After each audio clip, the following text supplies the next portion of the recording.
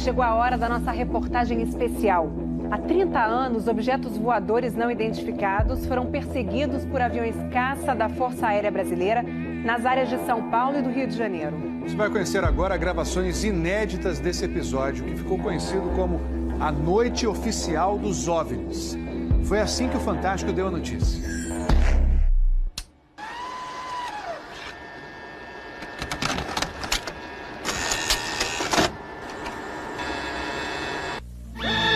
Esta semana, altas autoridades militares do Brasil admitiram publicamente pela primeira vez ter visto objetos voadores não identificados, os OVNIs.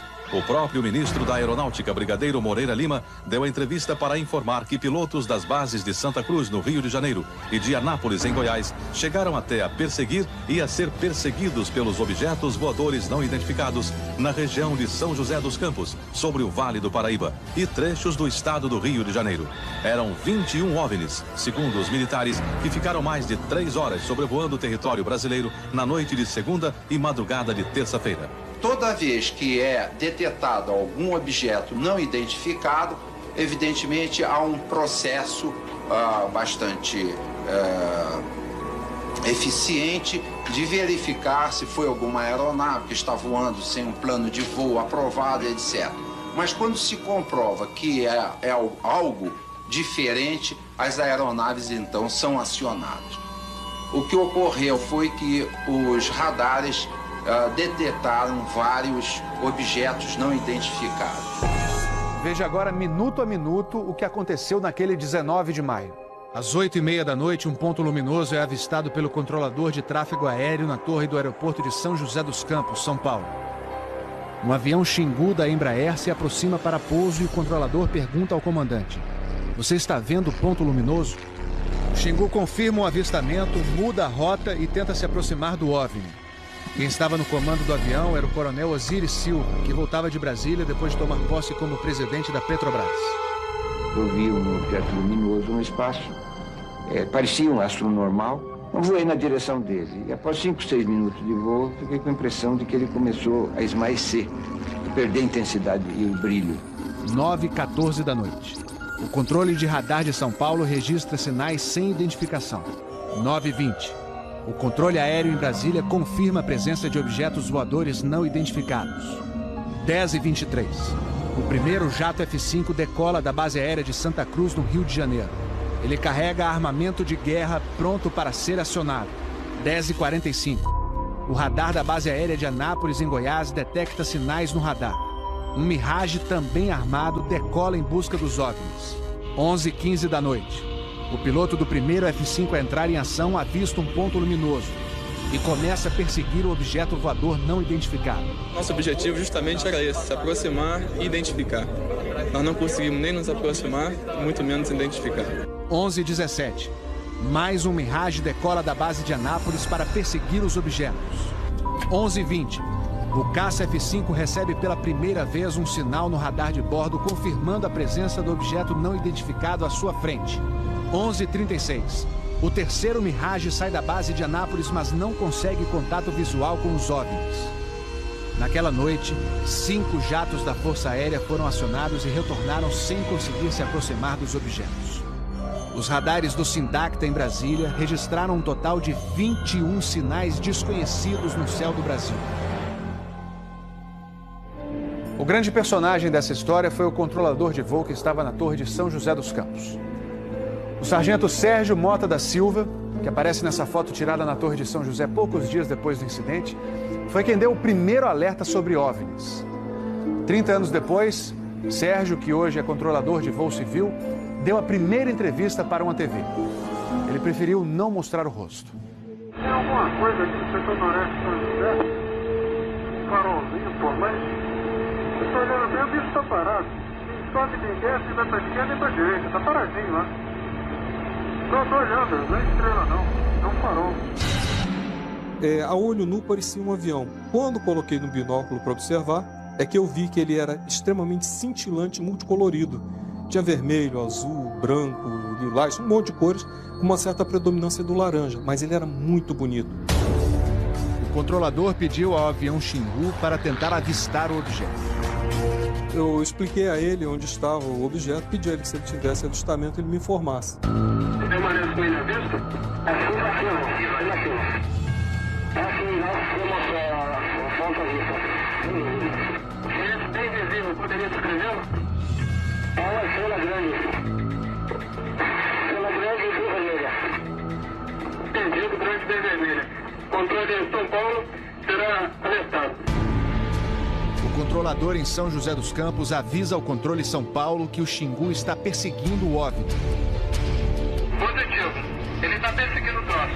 Está perseguindo o troço? Está indo atrás. Sério, está indo. Controle? Está vendo? Próximo de São Paulo, já da região do radar, esse objeto simplesmente desapareceu do radar. O Xingu também perdeu contato visual com ele. O avião Xingu abandonou a perseguição e pousou em São José dos Campos. Pouco depois, o controlador da Torre de São José alertou o controle São Paulo. Outros OVNIs estavam aparecendo no céu. Estou vendo 3 agora. São 3 luzes. Mas parecem estrelas. Mas o radar não pega estrelas. O que é isso?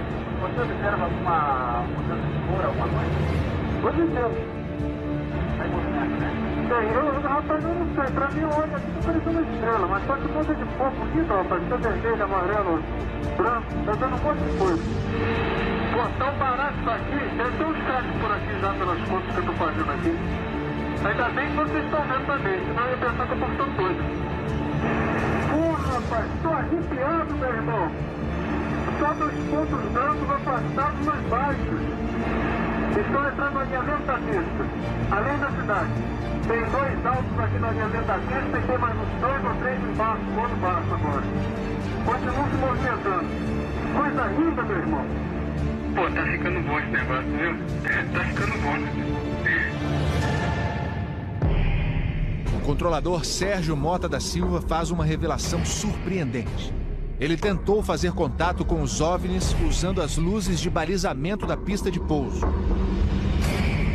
Se eu aumentava o brilho do balizamento das luzes do balizamento, aliás, eles se afastavam. E se eu diminuía a intensidade das luzes do balizamento, eles se aproximavam. Pareciam responder de modo inteligente aos sinais que eu fazia com as luzes da pista de pouso e decolagem. O controlador Sérgio fala com o controle aéreo em Brasília. Fala, Brasília.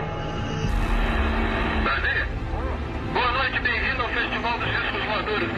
É uma loucura isso aqui, cara. Pô, os que eu pude ver mudavam de cor o tempo todo. Vermelho, amarelo, azul, lilás, aquele festival de cores. As ocorrências terminaram já perto do nascer do dia, lá pelas 4 e pouco, 5 horas da manhã. Os últimos objetos foram vistos. Como é que tá a situação aí? Pô, rapaz, isso aqui foi um festival. E agora, como é que tá? Agora eu não sei o que é mais não. Não. Você não informa nada. Positivo. Mas você não informa nada, não sabe nada. Positivo. O Fantástico também teve acesso às gravações das conversas entre os pilotos e a defesa aérea. Um desses pilotos era o capitão Armindo de Souza Viriato. Veja agora como foi que ele perseguiu um OVNI com armamento pronto para ser usado. Eu tenho contato. Confirme? Estou em contato. Prossiga nesse contato, caçador. 7. Caçador passando a rojão. 7. Caçador passando a rojão. No código dos pilotos, isso quer dizer que o caçador, o avião caça, entrou na situação rojão. O míssil está pronto para disparar. Prossiga nesse contato. Tem Judite agora. 7. Judite significa que o alvo está no radar. Ou seja, o piloto pode atirar se for autorizado pela defesa aérea. Mas neste momento, o alvo se afasta em alta velocidade. Está aumentando. Aumentando a distância, confirma.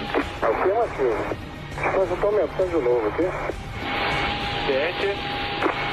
Passando rápido, né? Comportamento muito estranho, ok? O capitão Viriato falou sobre a incrível velocidade dos OVNIs numa entrevista ao Fantástico. Essa aceleração, o radar de Brasília chegou a pegar na época de defesa aérea, deu aproximadamente Mach 15. Isso aí daria em torno de 15 mil km por hora. 15.000 quilômetros por hora é uma velocidade muito acima dos jatos mais rápidos do mundo, que chegam no máximo a 4.000 quilômetros por hora. Um documento confidencial do Comando de Defesa Aérea de junho de 1986 concluiu: os objetos produziram ecos nos radares do sistema de defesa e também nos jatos que perseguiram os OVNIs. Houve contato visual dos pilotos. Os objetos atingiram velocidades supersônicas e mostraram capacidade de acelerar e desacelerar de modo brusco. E a principal conclusão do relatório: os fenômenos são sólidos e refletem inteligência, pela capacidade de acompanhar e manter distância dos observadores, como também voar informação. Não foi possível identificar a origem dos objetos. Foram esses dois ufólogos, pesquisadores de OVNIs, que conseguiram no Arquivo Nacional em Brasília a liberação gratuita dessas gravações. O fenômeno OVNI é real, existe, e o governo sabe disso, as Forças Armadas sabem disso. Essa documentação sendo exposta para o público permite que as pessoas entendam que isso não é brincadeira. Não tem como a gente falar que seriam naves extraterrestres, né? Eram objetos voadores não identificados. Não podemos dar qual a procedência deles, qual a origem. É alguma coisa inexplicável do nosso ponto de vista tecnológico à época e mesmo ainda hoje. Brasília? Boa noite, bem-vindo ao Festival dos Discos Voadores.